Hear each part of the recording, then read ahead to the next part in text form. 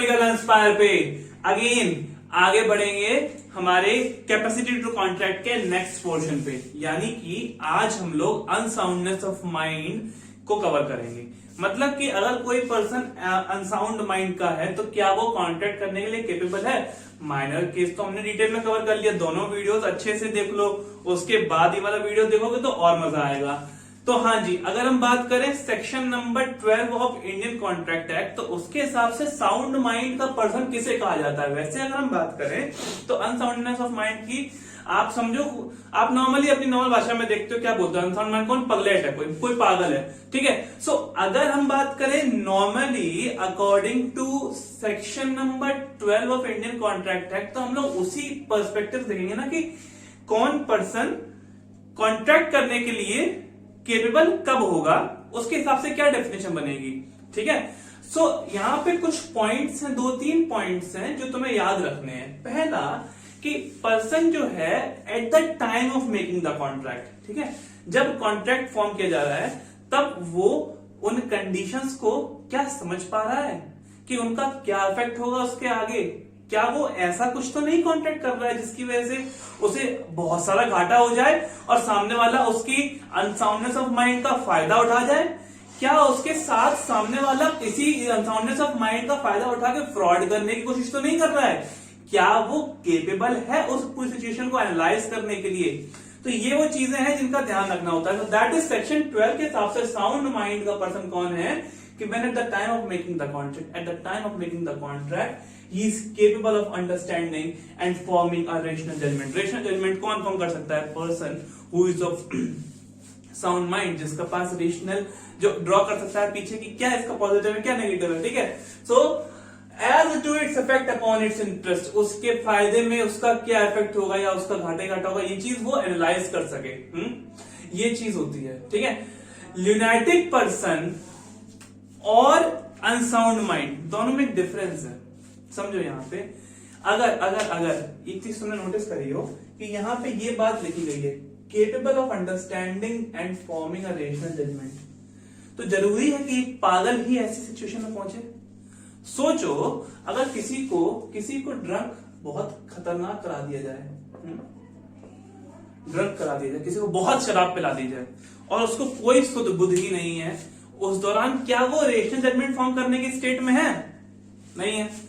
So case of ल्यूनाटिक की बात करें तो ऐसा जरूरी नहीं है कि हर एक पर्सन जो कि अनसाउंड माइंड का कहलाया जाएगा वो ल्यूनाटिक होगा। यानी कि a person of unsound mind is not necessarily lunatic because there may be other circumstances also in which he may not be able to form a rational judgment for the purpose of Indian contract act, ठीक है।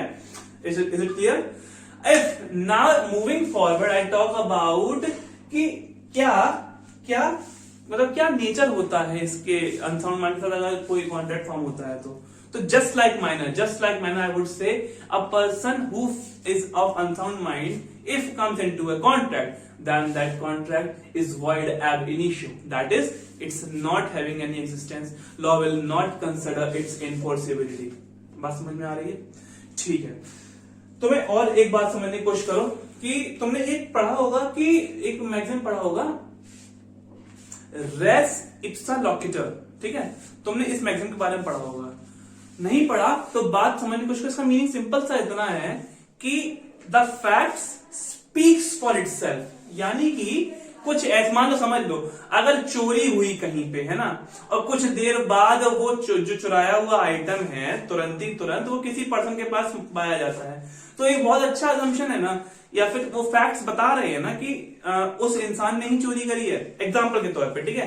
तो ये है कि facts speaks for itself, कुछ उसके बाद explanation की जरूरत नहीं पड़ जाती है। नाउ यहाँ पे अगर हम बात करें एग्जाम्पल की, तो या जो हमारा चाको वर्सेस महादेवन केस है, इसमें क्या होता है, इसमें एक पर्सन है जो कि certified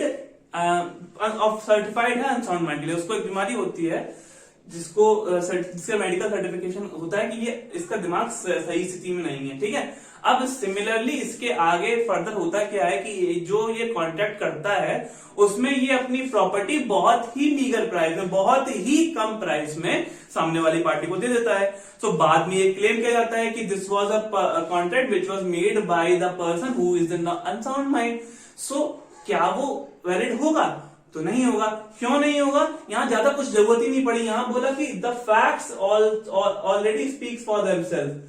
facts speak for themself कि भाई अगर कोई इंसान ऐसे करके पागल है और वो ऐसा कोई कॉन्ट्रैक्ट कर रहा है जिसमें उसका इतना ज्यादा घाटा हो रहा है, तो definitely is not able to understand कि what is in his interest and what is not in his interest, है ना। डेफिनेटली वो अपना नुकसान ही कर रहा है। That's not a valid contract, ठीक है। So this point is covered. A person of unsound mind, this point is covered. Now I would say कि एक बढ़िया सा बात समझने की कोशिश करो कि मैं कह रहा हूं कि मेरे साथ जो कॉन्ट्रैक्ट हुआ वो अनसाउंड, मतलब मान लो मैं हूं, ठीक है, मेरा दोस्त है वो अनसाउंड माइंड का था, या फिर मान लो मैं दोस्त हटा दो, कोई पर्सन है जो अनसाउंड माइंड का था, उससे मैंने एक डील करी, मुझे बहुत फायदा हो गया। नाउ दैट पर्सन क्लेम्स कि he was of unsound mind and मतलब the contract is not valid. So एक बात बताओ, बर्डन ऑफ प्रूफ किसके ऊपर होगा? Burden of proof will be on that person जो कि कह रहा है कि this contract is not valid. मतलब कि because this contract has this irregularity या कुछ ऐसा वो प्रूव करे जिस वजह से ये चीज कोर्ट को समझ में आए कि हाँ this is only possible when the person is in unsound state of mind, ऐसा कुछ वो प्रूव करेगा, then only this can be this is the thing which is like have to prove by that person, ठीक है। So onus of proof will be the burden of proof or onus of proof will be on the person who challenges the validity of the transaction. अब एक specific case बता देता हूं तुमको, ठीक है। एक इंसान, ठीक है, जो कंटिन्यूअसली वायलेंस और रेज में रहता है without any specific reason is also considered कि वो दिमागी तौर से ठीक नहीं है। इसके लिए अपने एक मैगजीन है लॉ में, जिसमें मैं तुम्हारे लिए डिटेल में उसका मीनिंग लिख के लाया हूं, उसको पार्ट्स में डिवाइड करके समझने की कोशिश करना, ठीक है। इंसेनस एस्ट क्यूई एडजेक्टा रैशने ओमनिया कम इम्पेचू एट फ्यूरोरे फेसिट, ठीक है।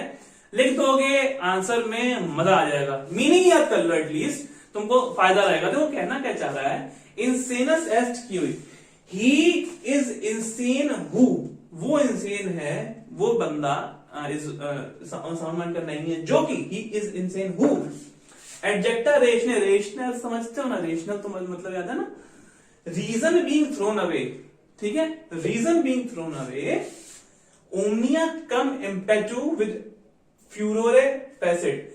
फ्यूरियस एक शब्द है, गुस्से वाला शब्द है, समझ में आ रहा है ना, तो उससे याद कर लो कि फ्यूरोरे से कि does everything with violence and rage. Anyone who without any reason does everything with violence and rage is considered to be insane. That is what this maxim is saying. ठीक है।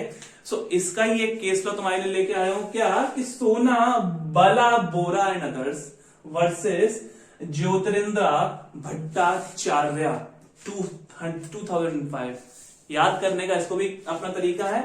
भला बोरा है, भला बुरा होता है। So someone who is like continuously in rage, उसको क्या भला है क्या बुरा है समझ नहीं आएगा उसके लिए। So that is the way you can learn this. होता है इस केस में क्या है, कहानी छोटी समझ लो कि एक इंसान है, उसकी प्रॉपर्टी है, ही इज अ हिंदू, और उसकी फैमिली के साथ कुछ क्वारल्स हैं, उसके बच्चों के साथ उसके कुछ क्वारल्स रहते हैं। Now he in his rage and violence, मतलब गुस्से में आके वो अपनी सारी प्रॉपर्टी सेल कर देता है, मतलब मरने से पहले, है ना, वो मर जाता है और उसकी ऐसे करके सेल पहले हो चुकी होती है। और नाउ द स्टेट इज कि उसके वाइफ और चिल्ड्रन रोड पे आ चुके हैं, घर उनके पास कुछ है ही नहीं रहने के लिए। नाउ दे क्लेम कि वो बंदा अनसाउंड स्टेट ऑफ माइंड का था, ठीक है। ऑन दिस ट्राइंग टू, मतलब इस मैगजीन के थ्रू वो कोशिश कर रहे हैं और इंस्ट्रक्शन को दिखाने के थ्रू वो कोशिश कर रहे हैं कि उसको वो पागल घोषित कर सके, जिसकी वजह से ये ट्रांजैक्शन कैंसिल हो जाए और उन्हें अपना घर वापस मिल जाए। But ultimately that did not happen because the fact कि वो अपने घर वालों से ऐसे लड़ाई करता था और दूर जाके रहा, उनके ऊपर सूट फाइल किया, ये जो कुछ चीजें थी, that was not sufficient to prove his unsoundness of mind. Ultimately वही एक पॉइंट तुम्हें और याद आया, ये चीज यहां पे भी यूज हो सकती है, जो मैंने तुम्हें बताया था कि burden of proof. Burden of proof मैंने तुम्हें बताया था ना कि anyone who wants to cancel the transaction needs to prove कि अनसाउंडनेस ऑफ माइंड थी. So यहाँ पे जो इसकी वाइफ और चिल्ड्रन थे वो नहीं प्रूव कर पाए, and they were only having the burden of proving it because they wanted to cancel the transaction.